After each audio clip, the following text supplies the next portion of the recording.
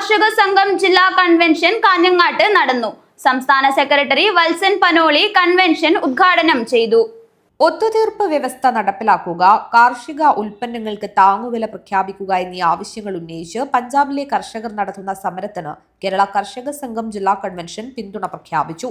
സംസ്ഥാന secretary Valsan Panoli convention ഉദ്ഘാടനം ചെയ്തു. ഇവിടെ ചീമേനി ജയിലിൽ കുറച്ചുകാലം അന്തേവാസിയായിരുന്ന സമയത്ത്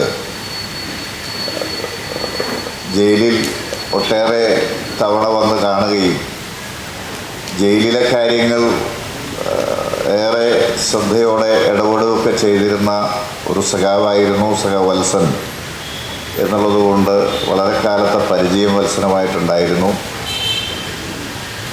കഴിഞ്ഞ ദിവസമാണ് സഖാവ് വത്സൻ്റെ വീട്ടിൽ പോയത്. സഖാവിൻ്റെ യോഗത്തിൽ പൊതുവിൽ നാമനുശോചനം പാസ്സാക്കിയിട്ടുണ്ട്. ഞാനും അതിൽ പ്രത്യേകിച്ച് പങ്കാളിയാവുകയാണ്. നമ്മൾ ഈ കൺവെൻഷൻ ചേരുന്നതിൻ്റെ പ്രത്യേകതയെ സംബന്ധിച്ച്, ആവശ്യകതയെ സംബന്ധിച്ച് അധ്യക്ഷൻ ചൂണ്ടിക്കാണിക്കുകയുണ്ടായി.